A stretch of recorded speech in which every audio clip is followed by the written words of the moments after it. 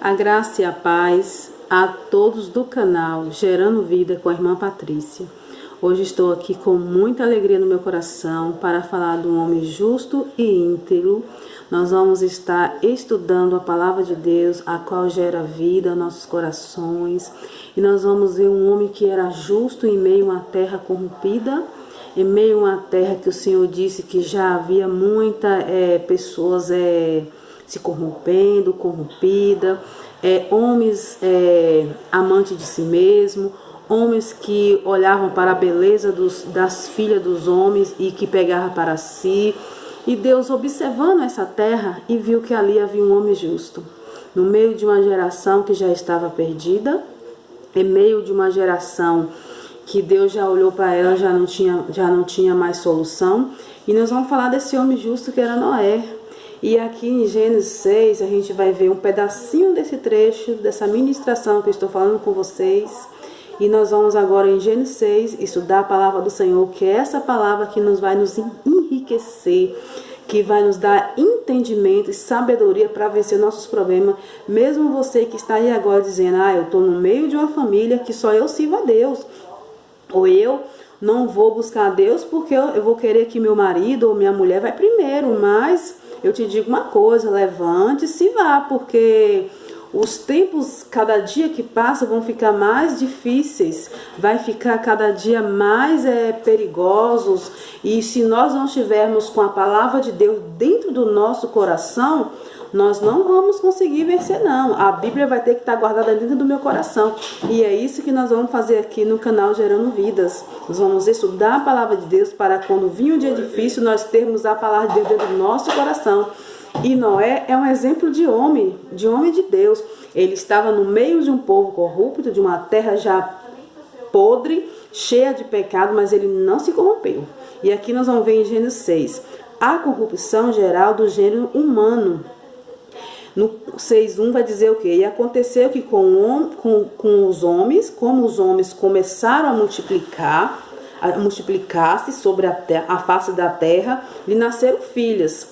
Aqui no verso 1 está dizendo que quando o homem começou a crescer, a nação começou a se multiplicar, que ali era o início de tudo, era o início de uma geração do povo de Deus. Então eles começaram a se multiplicar e começaram a nascer filhos. E aqui no verso 2 vai dizer que Deus ele estava observando tudo. E nós vamos analisar aqui o que Deus vai dizer com nós nessa palavra. No 6:2, Gênesis 6:2. E viram os filhos de Deus, que as filhas dos homens eram formosas. Aqui está dizendo que viram os filhos de Deus. Todos nós somos filhos de Deus, mas há uma diferença entre filhos que obedecem e filhos que não obedecem. E aqui está dizendo, viram os filhos de Deus, que as filhas dos homens eram formosas, e tomaram para si mulheres de todas as que escolheram. Os homens começaram a pegar as mulheres bonitas, formosas, e colocar como mulher. Já estava saindo do padrão daquilo que Deus desde o princípio Deus fez. Deus fez Adão e Eva. Não fez 4 homens com 4 mulheres. Não fez homem com homem. Não, Deus fez o homem para casar com uma mulher. Desde o princípio a vontade de Deus era essa, que o homem casasse com uma mulher e a mulher casasse com um homem. Como você vê a história de Adão e Eva. Deus formou Adão, porque ele formou Adão primeiro, depois formou Eva, e eles se tornaram uma só carne. E aí o homem começou a querer mais mulher. Começou a fazer um harém, e só pegando as bonitas, as formosas, e levando para casa deles. E aqui diz no 3, então disse o Senhor, não contenderá, aqui tem que estar dizendo é Deus. Então disse o Senhor, não contenderá o meu espírito, o espírito de Deus, para sempre com o homem, porque ele também é carne, porém os seus dias serão de 120 anos. Deus já começou a diminuir a idade do homem na terra, porque o homem era mau. Tanto que quando você for analisar, quando o dilúvio veio sobre a terra, Noé tinha 600 anos. Então eles viviam muitos anos. Matusalém, 800, 900 anos por aí, essas idades maiores. Então Deus falou, vou diminuir a idade do homem. E se você analisar hoje, diminuiu mais ainda.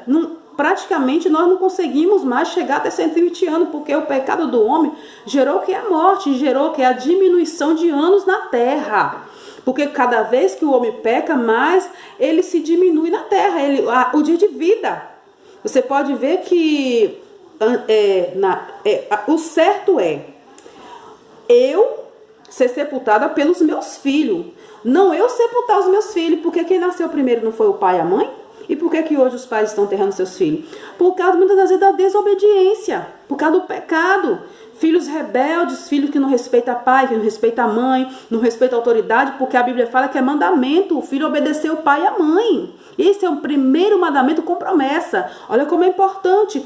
Se o filho honra o pai e a mãe, os dias na terra serão prolongados. A Bíblia quer dizer o quê? Que o filho que honra o pai e a mãe, os dias dele na terra vão ser longos, ele vai viver muitos anos. Mas se ele não honra o pai, não honra a mãe, tem filhos que roubam a mãe, que desonra com palavras, é desobediente, é avarento. O pai às vezes pega um pai e coloca no asilo porque não quer cuidar, mas sabendo que o pai cuidou daquele filho. O pai deu vida, deu estudo, deu a vida pelaquela criança, gerou 9 meses na barriga, uma mãe. Eu sou mãe, eu sei como é que é. Eu luto para que meus filhos sejam felizes. Eu lutei para que meus filhos hoje tenham uma profissão. Hoje eu tenho uma filha advogada, tenho um filho empresário, mas eu lutei em oração. Eu busquei para que Deus abençoasse eles. Aí de repente eu chego na velhice, eles me jogam no asilo ou eles me abandonam. Você acha que os dias na terra deles serão prolongados? Não, porque Deus está vendo tudo. Aí Deus aqui falou, ele estava vendo, e ele falou, não vou me constranger por muito tempo com esse povo. Eu vou fazer o quê? Eu vou diminuir os anos dele. E o que acontece aqui, se você ir para o 9, aqui vai dizer o quê?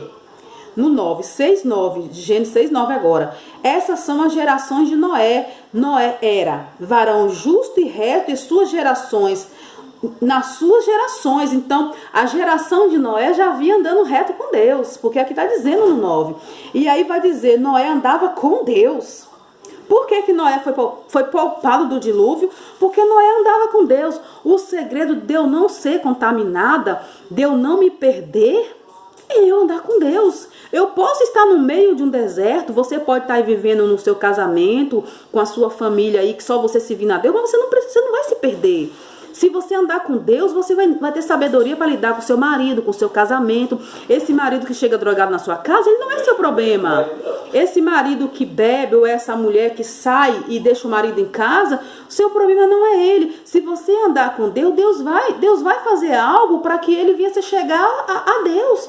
E aqui disse aqui, nós vamos agora para 6:13. Deus anuncia o dilúvio a Noé. Hoje mesmo eu fui na casa de uma irmã, a gente estava conversando, e ela me contou um lindo testemunho. Ela falou para mim que teve um sonho, Deus revelou ela no sonho que havia uma colmeia de muitos anos. Ela falou que tinha muitos anos.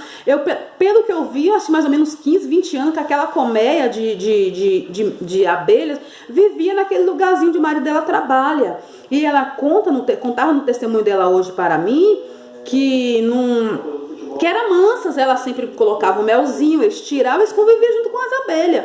E ela disse que antes dessas abelhas atacar lá no local onde o marido dela trabalha, que é um senhor de idade, bem de idade, ela conta que Deus mostrou lá no sonho essa colmeia se revoltando e atacando alguém, Só que ela não viu o marido dela lá.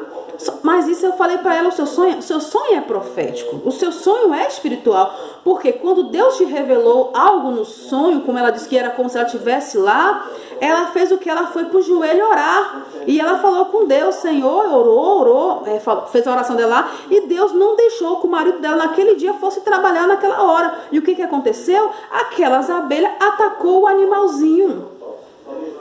Atacou aquele animalzinho e matou aquele cachorrinho dela, aquela cachorrinha morreu. Mas o que eu quero dizer é que Deus tem suas formas